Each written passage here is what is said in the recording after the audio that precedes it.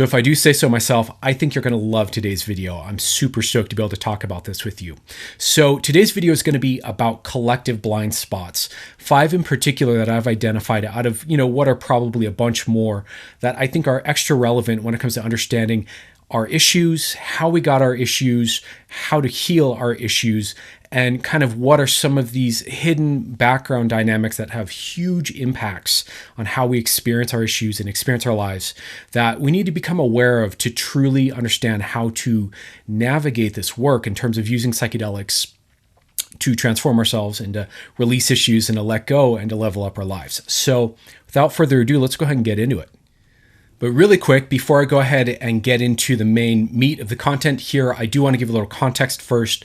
I do realize some of you watching these videos can't stand me yammering away, talking about myself or any of the context around these ideas. So if you're one of those people and you just want kind of the real meat of the presentation, there should be timestamps down below where you can go ahead and skip to that part of this video. I don't know how long this video is going to be, but I wouldn't be surprised if it's kind of longer. So feel free to just skip ahead if you don't want any of this context.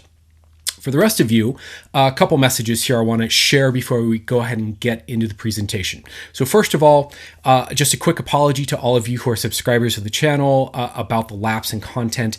I've been going through a bit of a health issue over the last couple of weeks that's really left me with a lot of brain fog, and my ability to focus and kind of look at a camera with bright lights in my face and be present and articulate has really been impacted. My brain has just not been working right. So my apologies to you. I didn't have a bunch of backlog of material that I could post, so we've kind of just gone without. But I'm feeling much better, and I've quite frankly, I've leveled up my understanding in a massive way. I've got some really incredible content on the way for you guys. So hopefully, it'll be worth it. But again, my apologies for any lapse in content. So let me give a little bit of context here about how I'm arriving at this information so that you kind of know, kind of grain of salt, caveats and all that, what to expect before we go ahead and get into it here.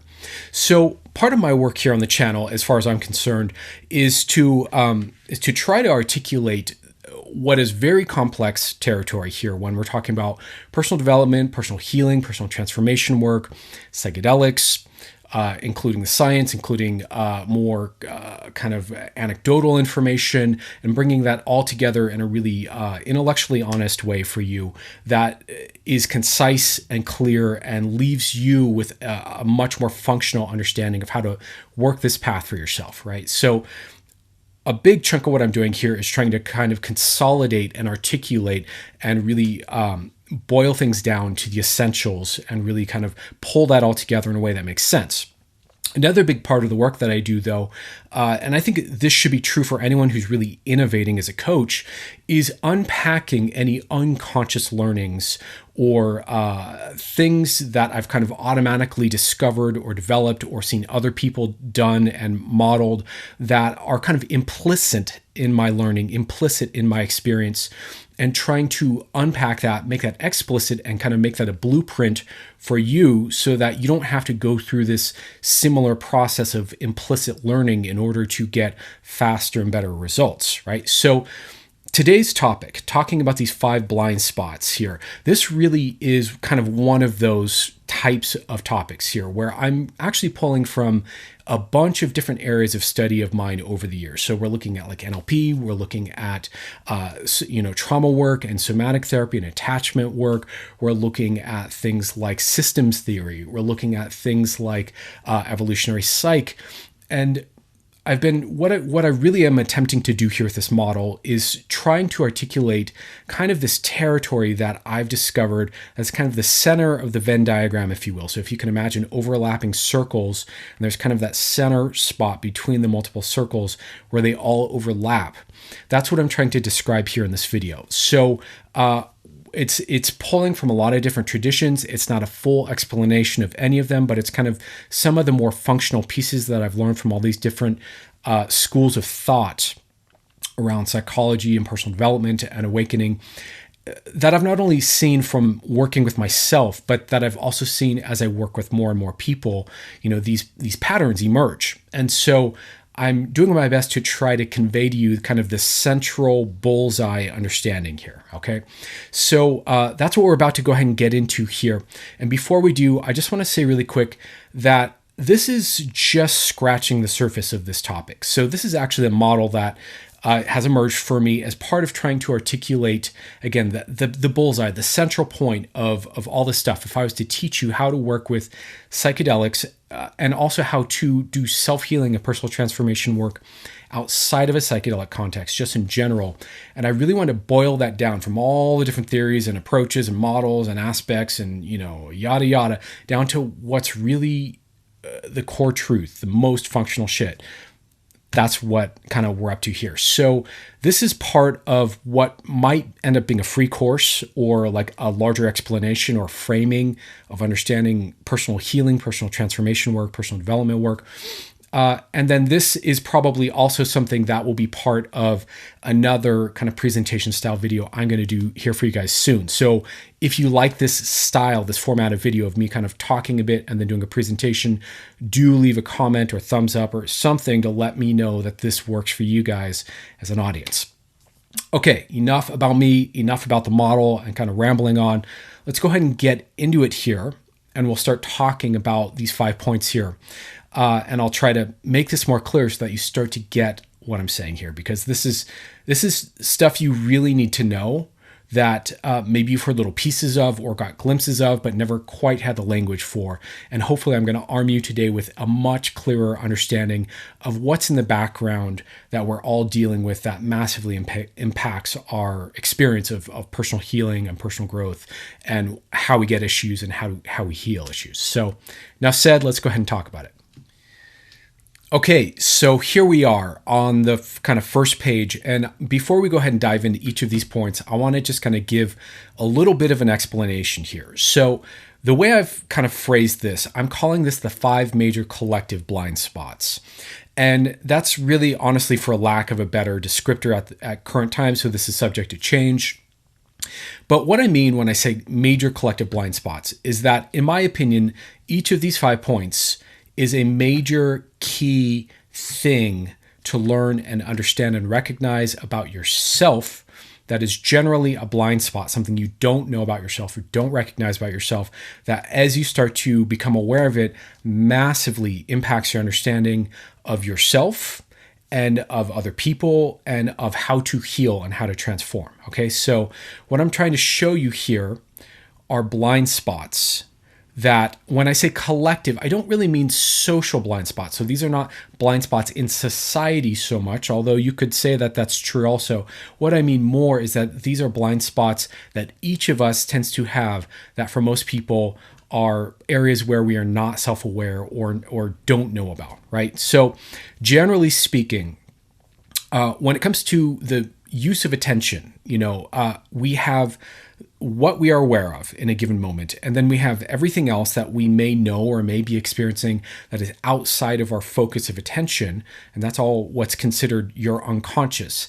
And part of your unconscious are things that impact you and that you experience, feelings, sensations, life experiences you have that impact you, that you feel, but that you don't consciously ever really register or recognize or think about the implication of. So these might be dynamics, these might be sets of emotions, these might be experiences that effectively become a blind spot. And often your blind spots are the place where a lot of awakening can happen, a lot of healing can happen, and places to get conscious because you're being impacted by something, but you're not tracking how it's impacting you.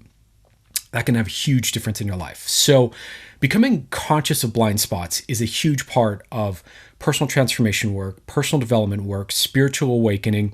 I don't care what angle you're coming at this work from, whether it's therapeutic or spiritual or about, goal attainment and living your best life.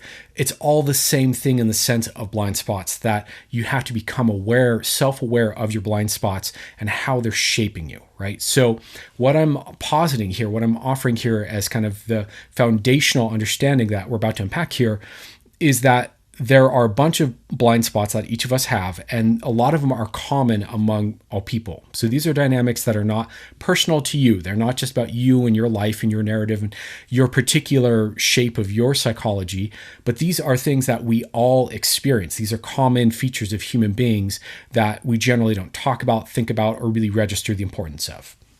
The other thing I want to say about this is that, I'm pulling from all these kind of different modalities, like I said, but these are just little pieces of much bigger bodies of knowledge. So I would encourage you to, learn more about these bodies of knowledge if any of this information resonates for you. The other thing I'll say before we go ahead and start talking about the first one here is that there is more to say about this model that I'm sharing. I just want to kind of get this information out to you because I genuinely feel that this is some of the more healing, empowering, important things for you to know. And so this is really coming just from like an urgency to contribute and share and help you, right? This is coming from love and caring and passion. But there's a lot more to say about this. Like what we're not going to talk about today is all the implications. So examples of how these things play out in your life and how these 5 different pieces and the different ways that they interact describe all kinds of different things from, issue formation or particular types of issue or particular common things that happen in therapy that people go to therapy for, et cetera, right? So there's a lot that actually goes into unpacking the way these 5 things interact, okay? Okay, enough yammering. Let's start to talk about each of these 5 points. Let me explain them to you a little bit so that you have a better understanding of each of these blind spots, because these, I feel, describe a lot of the territory of healing. A lot of the, if you want to think of it like, trying to describe to a fish the water that they're swimming in, I know that's kind of a cliche to say, but that really is how I think about these kind of collective blind spots here. These are the territory that we live inside of a lot of the time that we really need to understand and track and see clearly and reconcile in order to really make progress with healing. And without really understanding these things, I kind of consider these not exactly prerequisites, but important key pieces that without them, it makes it much harder to really effectively heal. Okay, so I hope I'm selling you on this. I hope you get how important I really feel this is. Okay, enough said. Let's start to talk about the first one here. So the first one that I want to talk about, and by the way, these aren't in any particular order, but the first one I want to talk about here is unconscious bids for connection, or you can think of it as bids for attachment or bids for regulation. Now, like I said, I've left, a reference to each kind of body of knowledge that I'm pulling these from here, so you have a sense of my reference point. And if you want to go learn more about each of these, I'd strongly recommend that you do, just for your own kind of clarity of understanding of how to heal yourself and how to transform things and really get a better handle on your own psychology and on other people. So unconscious bids. So this is an idea that comes, I first heard about in kind of, relationship therapy or couples therapy. And the idea there is that in a relationship, people have these kind of unconscious or these moments of bids for connection where they do a little thing where they maybe, they're trying to invite their partner to connect with them, right? So I might be like, hey, honey, come here and come check this thing out. Or, hey, babe, do you want to, sit around and talk later? Or, or sometimes, it's an invitation like that. But sometimes it might be like someone being a little like, you don't care about me, I don't think you really, want to spend time with me. And that might be more like a pushing away thing. That's also actually a request for, attention. And again, I want to be clear. I'm not saying that some of the ways that these bids get navigated for people are incredibly unhealthy. And that's actually a whole other video and topic talking about the way that we use unconscious bids for attention in really damaging ways. And that's part of how we relationally wound each other. But the thing I want you to get here is that there's a pattern with people where we have these impulses and these kind of urges to reach out for connection. And if you start to tune into this, you will see it in yourself, and you'll see it all over the place, all around us.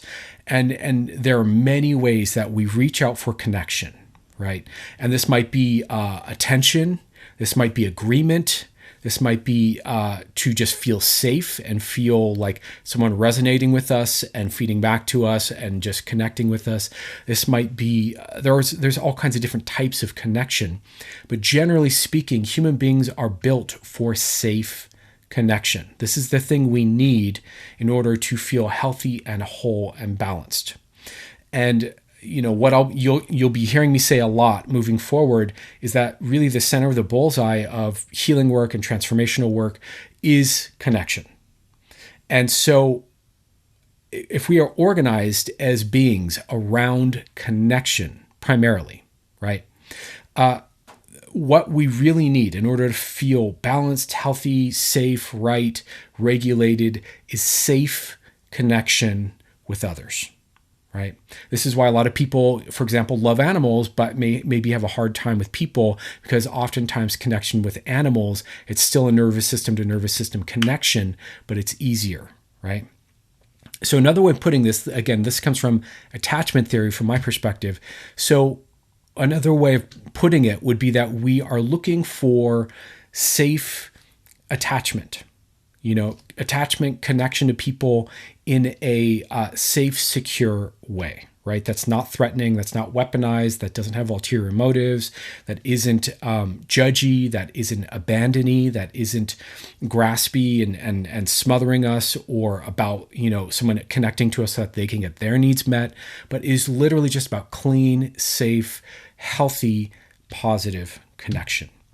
And so what I see over and over and over in the work that I do with people is that so much of somatic therapy, of hypnotherapy, of a lot of types of therapy is, first of all, the person coming in, for therapy it's in itself a bid for connection, a request and asking for connection. Also, the part of us that has an issue, that's holding the guilt, the shame, the pain, the fear, the whatever it is, often presents itself, as a sudden, expression of emotion or trigger or whatever. That's also a part of us asking for connection. I hope this makes sense. And so these bids for connection are constantly happening. A really common example that I see all the time is people venting, right? People co-complaining together, right? What is that venting about? It's not really logically, if you think about it, about whatever it is they're venting about. It's about wanting connection around this thing that's uncomfortable or disappointing or stressful or whatever it is. Wanting, to play, kids wanting to play with other kids is a bid for connection. Wanting to, have a deep talk can be a bid for connection, et cetera, right? So it's important to understand we are fundamentally organized around a primary drive for connection.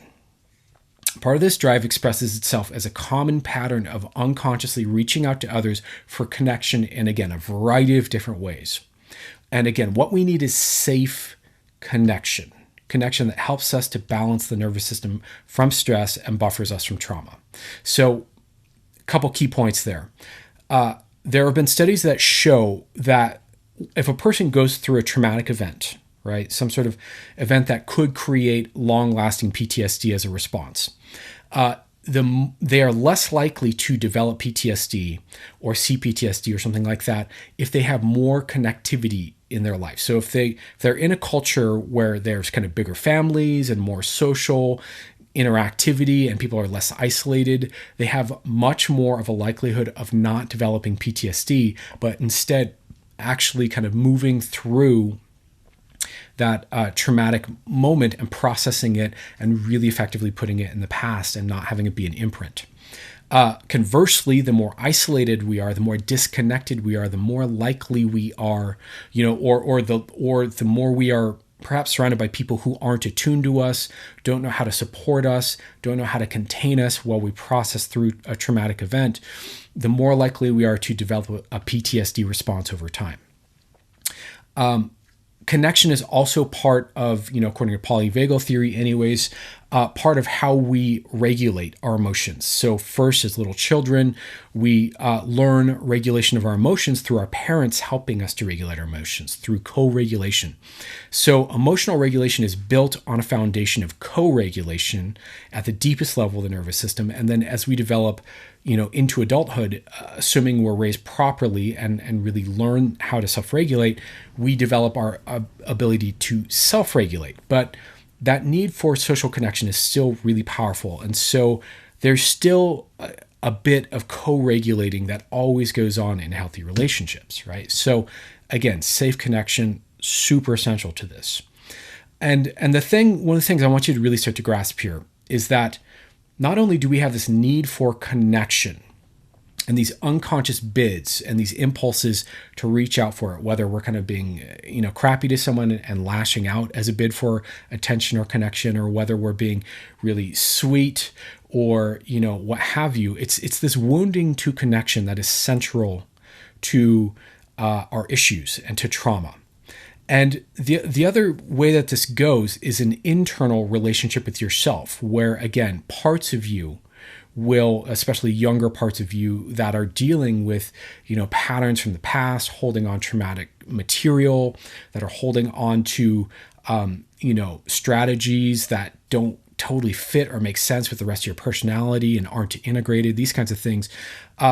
These internal parts of us will also present in a bid for connection these emotions, these feelings, these experiences to our conscious mind, to our adult self, to our updated persona, hoping that we can kind of hold space with it and connect into it. I think a lot of times when people take psychedelics, and what commonly happens is they have this experience of somatic stress just coming up, this big wave of strong emotion, of sadness, of fear, of overwhelm, of discomfort, of feeling alone or isolated or disconnected. A lot of times what that is part of the unconscious mind, some part of the self wanting to bring this pattern of this feeling up for connection, right? So I hope I'm starting to make sense here that this is a huge, huge piece. This is absolutely central. If connection is what heals and is the center of the bullseye, then we are constantly unconsciously looking for feeling connected to help us to process and regulate through. Last thing I'll say about this before we go ahead and switch to the next point here is when I'm working with a client, a lot of times all I'm doing is feeding back to them stuff that their unconscious mind is presenting to me.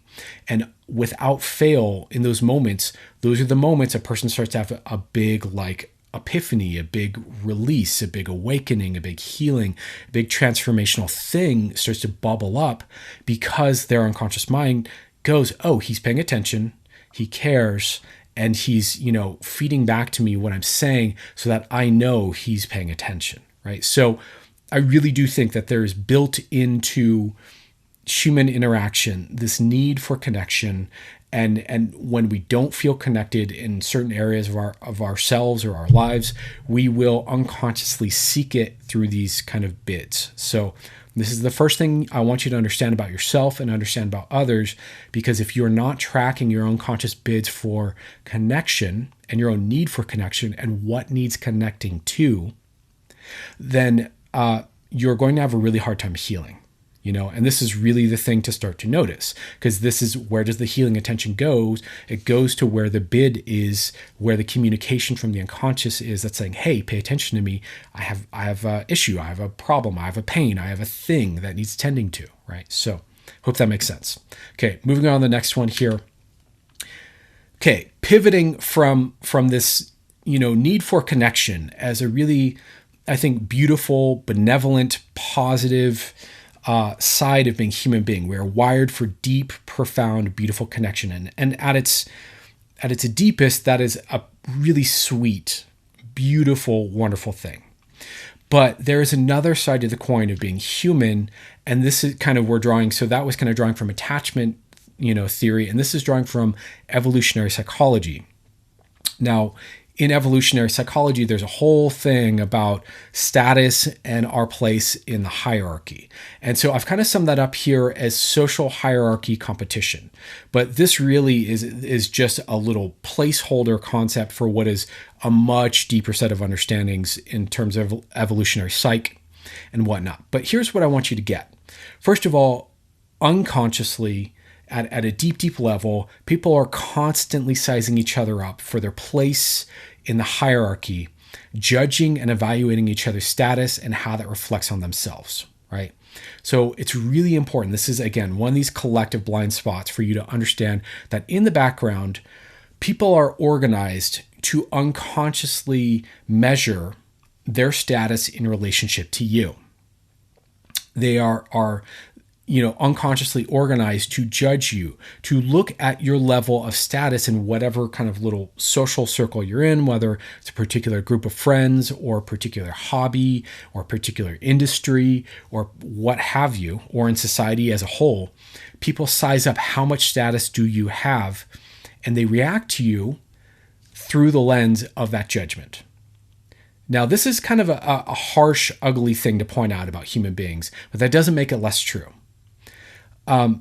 So while we may reach out to people, this is why I'm bringing this up, while we may reach out to people for connection, because we deeply need connection, we need safe connection in order to heal and regulate and transform, right? What we often don't realize is that there can be an ulterior motive for people, which causes a person to reflect back on us in damaging ways that injure our sense of connectedness or our sense of self and benefit themselves. Right. So the other side of this coin of we all need connection and we're all just like really beautiful beings oriented around secure, safe connection with each other. The other side of this coin is that we are also built to be in competition unconsciously for status in the hierarchy. Right. And this is just a thing. This is just what's there. And so a lot of times the feedback you get from people is based around their projections on where they think you are in terms of being high or low status, based on your behaviors, based on your appearance, based on, what perceived qualities you have. And none of that is particularly pretty or fair. And so, I want you to know this because a lot of times the wounds we have are social in nature, right? It's a lot of trauma, boils down to relational trauma, attachment trauma, right? And a lot of relational trauma is there because we have people who might be friends to our face or pretend like they're friends to our face, but who underneath it are making unconscious hierarchy evaluations and giving us feedback about ourselves based on what benefits them. So someone might feedback, in really implicit, kind of subtle ways that you're lower status than they are in order to keep themselves in a certain sense of self-perception, to stabilize themselves, right? People will do this to kind of dissuade you from being a competitor in certain, areas of expertise, for example, and try to kind of poison your desire to want to belong or be engaged in certain groups. People will do this to kind of bolster their own status, their own market value, et cetera, et cetera. And one of the examples, there's a lot of ways that this plays out, but this is what's in the background of a lot of, for example, social anxiety.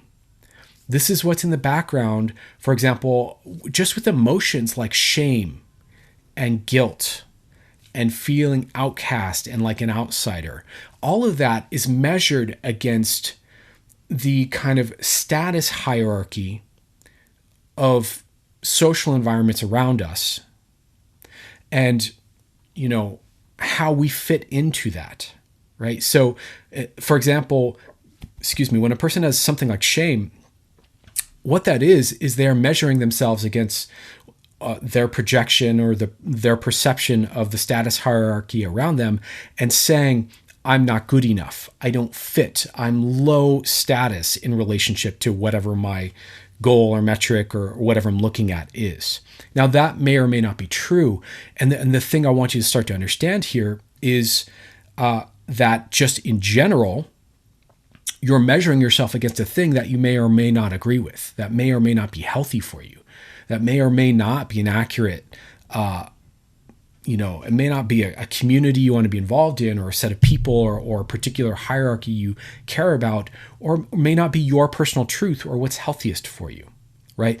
But again, this is one of these blind spots where people just get so swept up with their own fear about not belonging, or their own fear of shame, or their own fear of guilt, that they never stop to look at the kind of covert, shitty dynamics of people trying to poison drip your self-perception.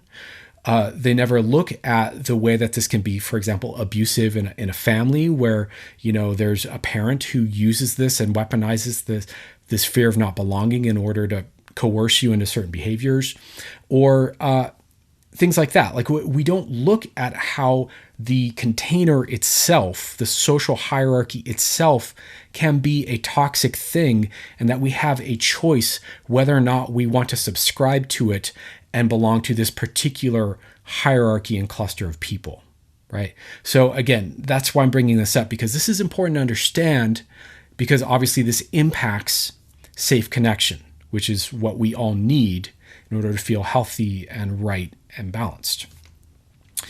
Okay, another blind spot here. So it's kind of heavy. Another one here.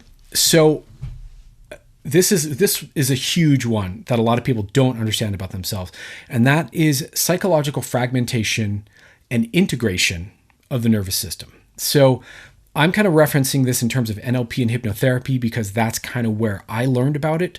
But there are a lot of different models and schools of therapy and psychology that reference psychological fragmentation. It's definitely probably didn't originate with NLP. It's definitely not, unique to NLP, but I'm just using that as kind of my personal reference point here.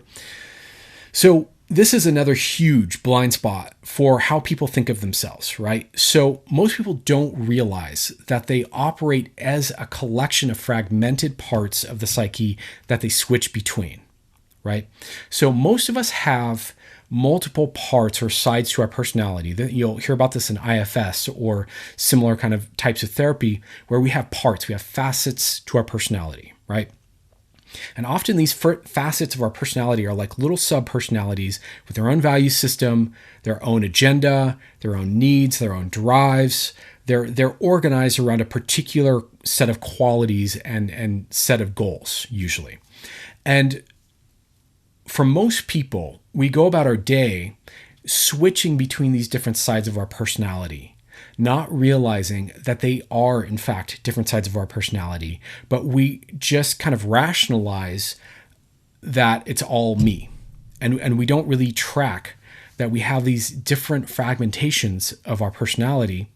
And, part of, why that's important is because a lot of times each of these, parts or fragments, first of all, they can be formed when we're younger based on an old, outdated operating system that no longer serves us and isn't holistic and isn't healthy for us as a whole being. Second of all, a lot of times the different parts of our personality have different needs or different agendas that are in conflict with each other, right? And so this is where we get into like self-judgment or internal conflict around, I want something, but I don't want something. I want to grow in my life. I want to progress. I want to heal, but I also want to be comfortable and not have to do anything, as a common one, for example. So we often have these different fragments that if you're not aware of, really works against you. Because you're like, how do I reconcile that I want this, but I also want that, that I need this, but I need that. And how do I navigate, these internal conflicts that I have, these different impulses and needs and agendas, and how do I organize that in a way that's fluid? The thing also, though, so that's the first thing, is a lot of people aren't aware that they have, fragments and parts. And then the next level from that is people who are aware that they have fragments and parts are often not aware that they can integrate them, that they can do a wide range of things, from negotiating with the different parts and finding like harmonious agreements, to literally connecting the dots and turning them into a new whole part that integrates all the best of each aspect and start to connect the nervous system into a higher functioning whole, right? So this is really important because there are people who are dealing with internal conflict, don't realize how to navigate it, don't realize they have different parts that are kind of running the show in different moments. And this often explains, for example, big mood switches we go through. The other part of that is people don't realize, that you can become more whole in your expression of your parts and not have to constantly live with these conflicts or with this kind of switching from mood to mood and side to side in these kind of dramatic ways. And that, as we connect them, something bigger emerges. There's a greater, deeper holism of capabilities like things shift as you start to integrate your parts, and you get a deeper, more high functioning version of yourself that is much more robust, that is much more balanced, that is much more fluid. Again, this is really important for you to understand. If you don't know this about yourself, it's going to be really hard to, again, heal, transform. How do you resolve these internal conflicts? Well, first you have to really be aware of them and know how to work with them and tune into them. So it's another huge one. Then another one here is this idea of secondary gain, or if you look at IFS, internal family systems, what's often described as no bad parts. In fact, there's a book called No Bad Parts. The idea is that underneath any problematic pattern or part of ourselves that we don't like, there is a hidden and deeply positive intention behind the part's behavior, right? So like I was just saying, we have these fragments, and those fragments, it's easy for us to judge and shame and demonize certain aspects of our personality and be like, why is this problem here? Why am I like this? What's wrong with me? And again, that's internal conflict. If you're in self-judgment about some part of yourself, you essentially are, in internal conflict, right? So the thing to understand is that you have to relate to each part of yourself with a respect, at very least a respectful, curious mindset. But I think more than that, a really loving, unconditional, curious, connective mindset. Again, this goes back to that first point about bids for connection. We want to relate to our parts in this secure, connective, kind of safe attachment kind of way, right? So underneath every part, if you unpack it at the bottom of whatever behavior pattern or problem pattern you have in your life, there's some positive intention there. It's just that you're not in touch with it. It's unconscious. It's outside of sight of your conscious mind. You don't know that there's a positive intention, but it makes sense if you think about it, that if you had problem parts of your life, it probably was a solution at some earlier point in your life, and it's there for a reason.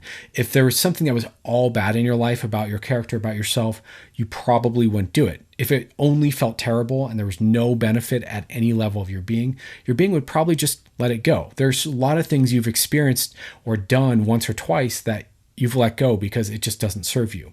So the things that stay are there because they have some sort of a benefit. As we're doing this work, and again, this is a huge, each one of these, honestly, but this in particular is a huge game changer understanding for you to take in. If you don't understand that all the different aspects of yourself have positive, beautiful intentions and reasons why they are the way they are underneath them, it's going to be really hard to heal. How can you heal? How can you move yourself when there's some part of you giving resistance because you're in self-judgment and you're in internal conflict, right? Like, you got to get the whole team on board to really move yourself forward, right? And so this means every aspect of yourself, you need to spend time connecting to and really understanding why it's doing what it's doing, where it's coming from, what it cares about, and honor that. Right? Really, again, so we're turning back towards ourselves with a curious, loving, respectful mindset that starts to undo this internal conflict here.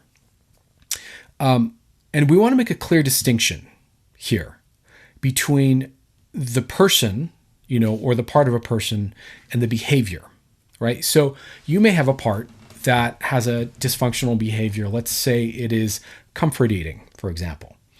And there's part of you that pops up that has an impulse to comfort eat, to self-soothe, to self-regulate. And it's been there, and so you struggled with comfort eating your whole life and whatever implications from that, whether that's health implications or weight implications or whatever. The behavior itself may not work for you any longer, but that's different from the being, from the part, right? We want to start to make this distinction that the behavior is a strategy to get some need met, to get a feeling, to have a certain outcome or a certain experience. It's a strategy. But the strategy might be crappy, even though the part of you, or the person, if we're thinking in terms of people outside of you, might be fundamentally beautiful as a nervous system, as a human being. It's just that they have a crappy strategy in place that's causing them to act out in a way that doesn't work, that's doing more harm than good. Approaching ourselves and others with this mindset invites us to start to view ourselves through the lens of secure attachment, which is healing to the nervous system and really a prerequisite for positive transformation.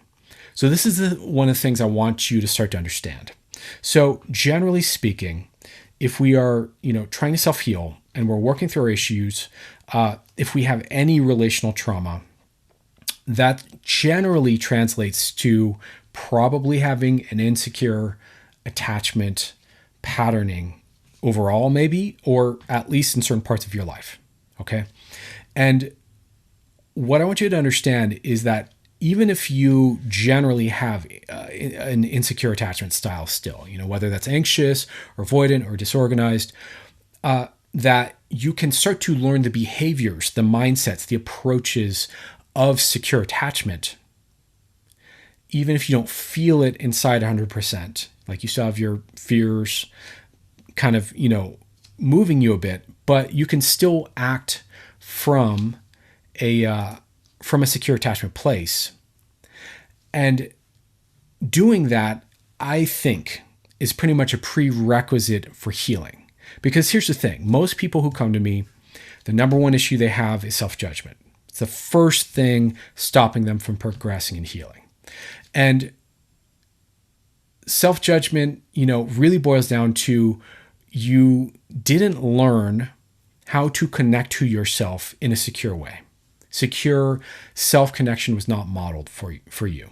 So you relate to your parts and your aspects of self from an unsecure attachment patterning, right? And so there's judgment, there's shame, there's abandonment, there's clinginess, there's different, dysfunctional relating patterns there. And that stops you from being able to, again, resolve the internal, resistance and conflict there and start to transform and heal and move forward. So in order to start to move this in the direction you want to go, again, the center of the bullseye here is connection. The center of the bullseye of personal healing is connection. Trauma healing is connection. Interpersonal healing is connection. Social collective healing is connection. The center of the bullseye of all of this is connection, okay? And in order to create good connection, you have to learn how to relate through this lens of secure attachment.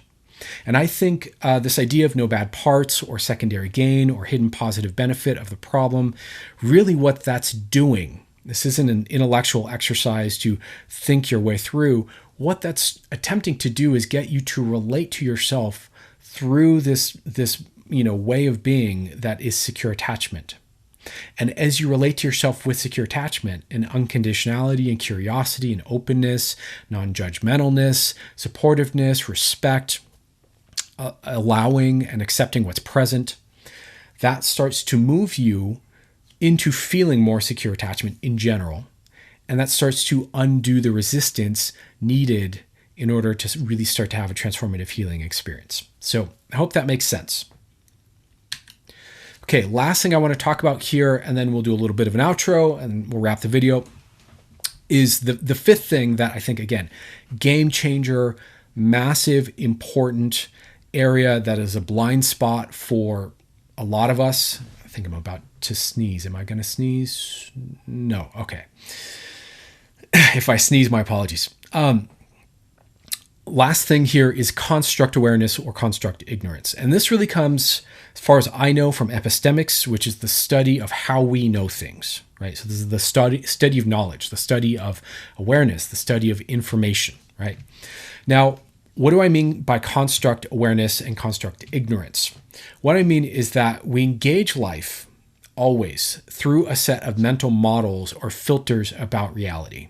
So between your internal experience, your set of meanings and emotions and interpretations about life, and what actually happens externally out in the world, there is a filter between you and the world that is your set of mental models, your set of conclusions and assumptions and beliefs.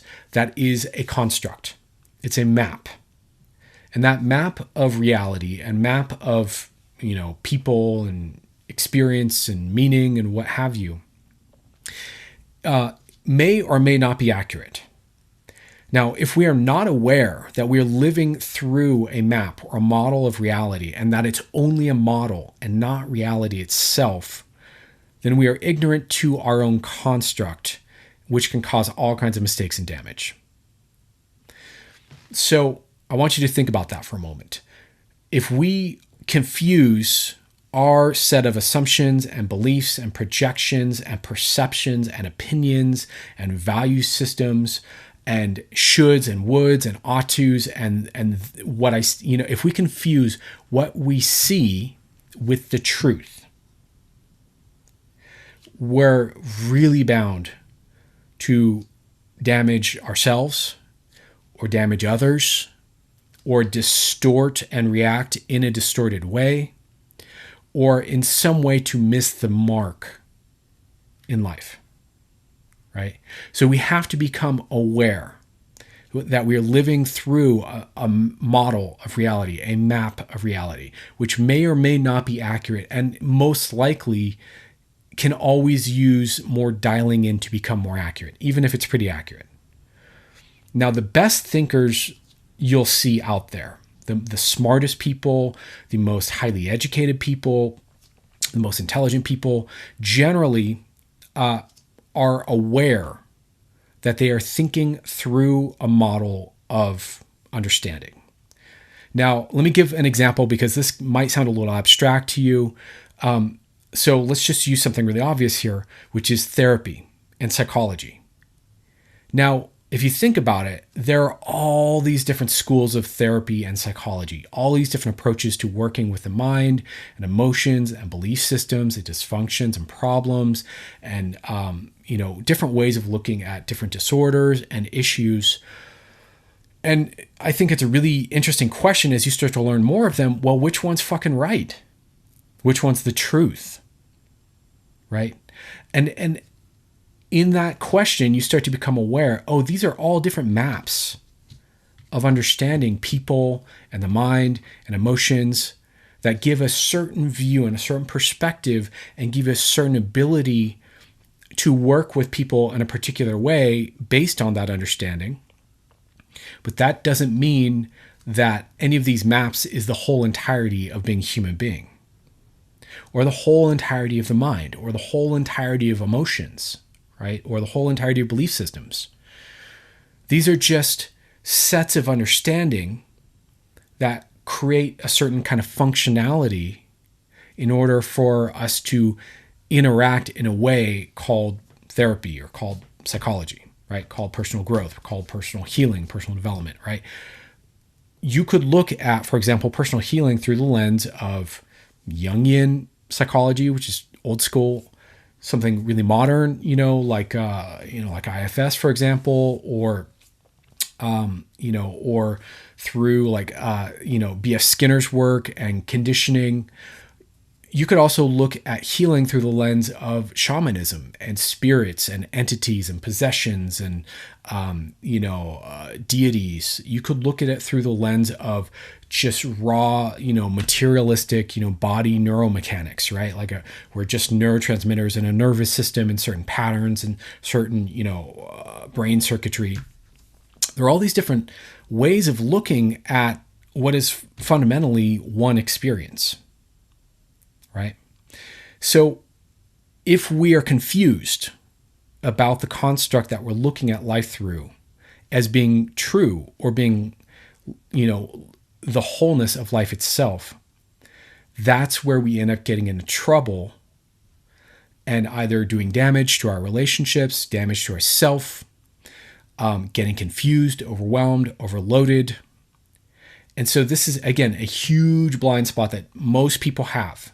Most people think their perception of reality is accurate and is the whole story, and don't realize that it's just a perception and just often just a theory, just one way of looking at reality, And this really ties in a lot to the way we relate to ourselves, to the way we relate to each other, and to the way that connection gets damaged. Because a lot of times, the way people will damage you in connection is by confusing their construct of reality for the truth, and then relating to you through that. Especially, again, we're talking about social hierarchy stuff, judgments. I mean, again, all these things connect. I'll do another video, if you guys are interested in this, about how all these things connect in different ways to start to describe a lot of the common issues that people have, So, but I want you to just kind of be aware of this. So to summarize again, let me go back up here. So the fifth one here is construct awareness. I'll summarize really quick and then we'll do a bit of an outro here. So first one was unconscious bids for connection and attachment, right? So we have this unconscious drive to want to connect as part of our own healing, self-regulation mechanism. Okay, next thing I want you to be aware of is social hierarchy competition, the way people are constantly competing against each other so that they have more security in the social hierarchy, and how that is the background against which a lot of our issues are cast. Next thing I want you to know is about fragmentation and integration of the nervous system, that our personality has kind of sub-fragments that often are kind of rigidly separated from each other and have internal conflict, and that this is a lot of what we need to start to recognize in ourselves, but also take that a step further and realize we can reintegrate them into a higher functioning whole. Next thing I want you to know is that in terms of these parts, it's really important to understand that there is always an underlying positive intention to each aspect of your personality, to the parts of you that have problems and dysfunction, and that there is a deeper set of understandings to connect with that really changes your self-relationship, and that you need to be able to really get there in order to really undo a lot of these kind of issues that we have and move forward and start to transform yourself. The last one I want you to be aware of is construct awareness or construct ignorance, that you live through a map or a model of reality about everything, your relationships, yourself, how society works, what's important in life, blah, blah, blah, blah, blah, blah. If you confuse that map or that model for the truth, for the wholeness of reality, if you do not realize the limitations of your view, or that there are assumptions built into your view that distort it or skew it in different directions, if you're not tracking any of that, that's really going to set you back from healing, right? So this all fits together to start to describe a lot of what's in the background of your experience, of your issue, and of your healing path forward, okay? That if we're not aware of these things, they really get in the way, okay? So I want you to become aware of all of these and start to consider where in your life each of these kind of 5 blind spots, and again, there's more. This is just 5 that I've identified as being kind of a big deal. consider where these have impacted you in your life. I hope you've been thinking about that as I've been talking here. So let's go ahead and just do a quick summary here, and we'll wrap the video. Hopefully I haven't yammered on too long. Alrighty, so I hope that makes sense. As I expected, this video ran pretty long. My apologies. I'm doing my best to try to be clear and concise, but sometimes I'm kind of unpacking as I go. So hopefully I'm striking a decent balance here of being on point and clear, but also kind of allowing the information to arise through me as it does. Anyways, this is really important for you to understand. I hope this made a lot of sense to you. Do me a favor and leave a comment down below if this resonated for you, if this gave you an aha moment, if this was a moment of like, oh shit, I totally get my healing path in a different way, or if you're like, actually, I disagree or whatever. I'd love to hear about it. I guess that's all for now. Like I said, this is part of what's going to be a whole thing moving forward, both in terms of probably this will be the beginning of a course I'm doing, might even do a free course just on this model and unpack it more for you guys here. And I do have another presentation video on the way soon that will be very similar. That will be kind of about the common talking points that I find myself repeating over and over on forums and places like Reddit to describe certain questions that people have about psychedelics. My take, the things that don't get said that need to be understood. Okay, enough talking for now. Much love to you all. Thank you if you watched this entire thing. And I truly wish you the best. And I hope this truly serves you on your path to healing. Take care. Talk to you soon.